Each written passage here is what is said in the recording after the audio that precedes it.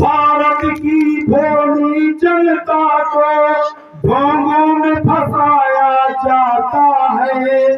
भारत की भोली जनता को ढोंगों में फंसाया जाता है। भगवान कौन कैसा क्या है उसका स्वरूप हम क्या जाने। स्वार्थ के भरे मनुष्यों को भगवान बताया जाता है।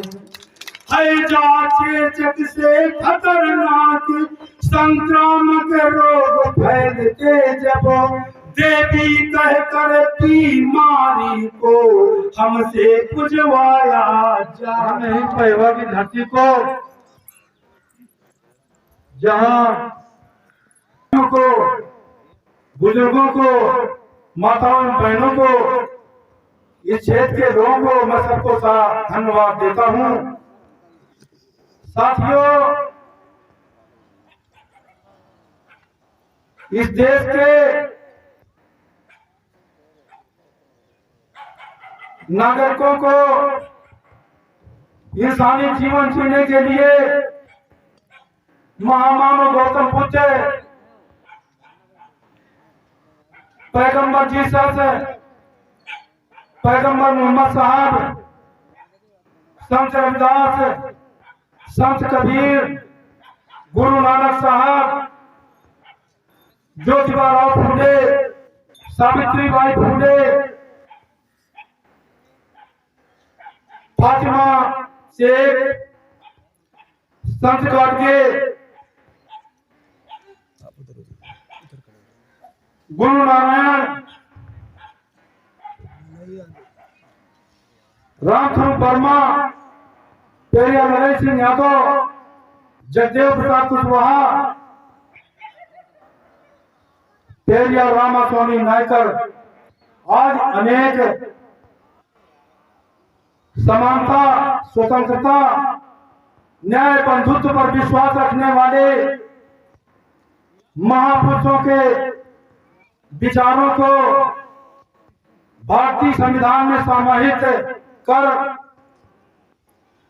उनकी विचारधारा पर अटूट विश्वास रखने वाले बाबा साहब डॉक्टर बी आर अम्बेडकर को सत सत नमन। साथियों, यह देश गौतम बुद्ध का देश है। यह देश सम्राट अशोक का देश है।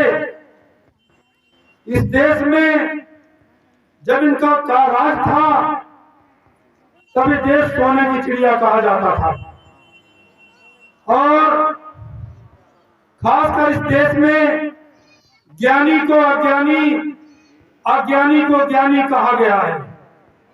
इन्हीं तमाम विषमताओं के जरिए हमारा भारत दुनिया के सभी विकसित देशों से पीछे है।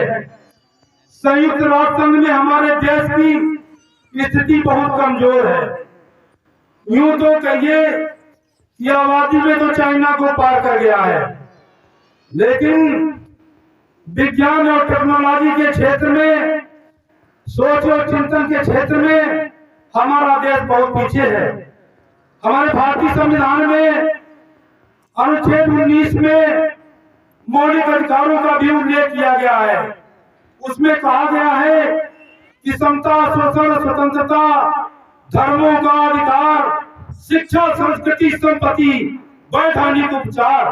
साथियों, 25-26 में भी कहा गया है, संविधान के धाराओं में उल्लेख किया गया है कि प्रत्येक नागरिक को धर्मों का अधिकार है, रहने खाने जीने का अधिकार है और अपने धर्म का प्रचार प्रसार करने का पूरा अधिकार है।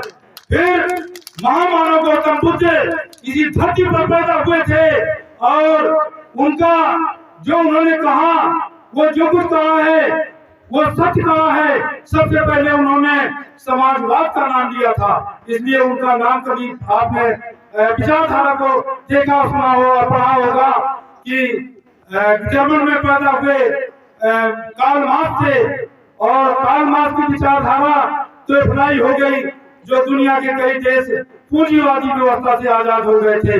हमारे गौतम बुद्ध साहब ने कहा था, सदा सत्य बोलो, सदा सत्य बोलो, झूठ ना बोलो, जीव हत्या ना करो, कोई व्यभिचार ना करो, क्या गलत कहा था।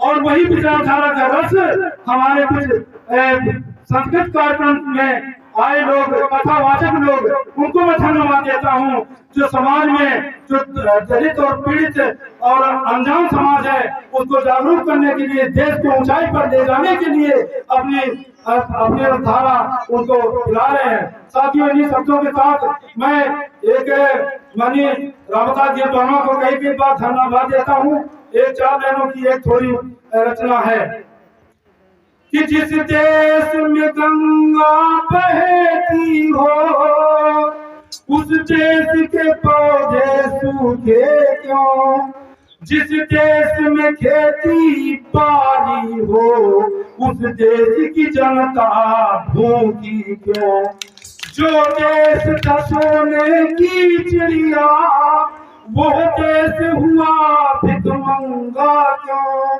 जिस देश में भाईचारा था उस देश में तानाशाही क्यों। ये कब तक मुझे भी नशा बाहिएगा, ये कब तक मुझे भी नशा बाहिएगा, ये उन्माद बाकी हवा बांटिएगा, ये मंदिर ये मस्जिद सिवानों की जिद में वतन ही न होगा तो क्या बांटिएगा। साथियों, इसी के साथ 4 लाइनों की एक कविता है। भारत की भोली जनता को ढोंगों में फंसाया जाता है, बेजान अंधविश्वासों को ही धर्म बताया जाता है सत्य धर्म जो दुनिया में उससे हम दूर सदा रहते, अधर्म को धर्म बता करके लोगों को फंसाया जाता है।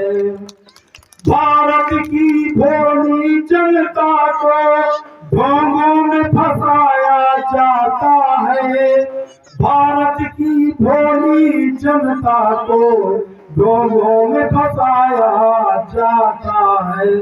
भगवान कौन कैसा क्या है उसका स्वरूप हम क्या जाने, स्वार्थ के भरे मनुष्यों को भगवान बताया जाता है जांचे जग से खतरनाक संक्रामक रोग फैलते जब, देवी कहकर बीमारी को हमसे पुजवाया जाता है।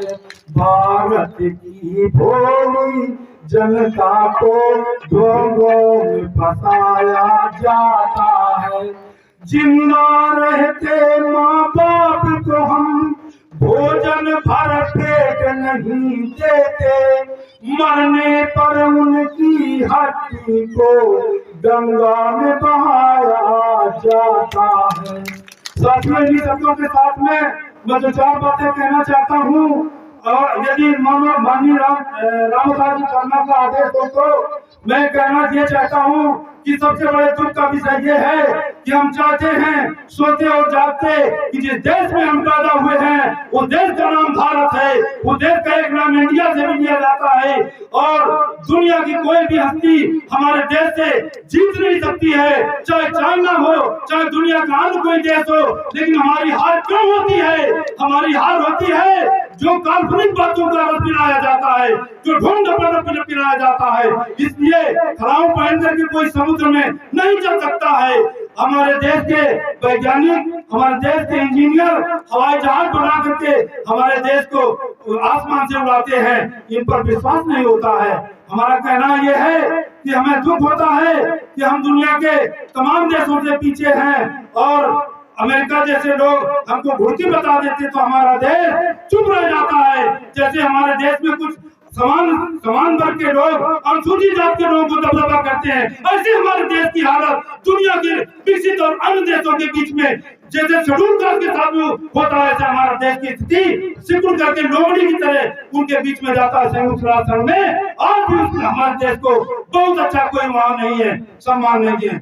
साथियों, मैं कहता हूँ हमारे गौतम बुद्ध, हमारे बाबा साहब डॉक्टर बी.आर. अम्बेडकर विज्ञान शिक्षा पर बहुत जोर दिया और इसीलिए कुछ थोड़ा सा प्रोग्रेस हुई है और उसमें कोई बाधा न पहुंचाई जाए। जहाँ तक हमारी आवाज आती हो, जिनके कानों में आवाज पड़ी हो, मैं उन सबको धन्यवाद देता हूँ। पेड़ों को, पक्षियों को, सबको मैं धन्यवाद देता हूँ।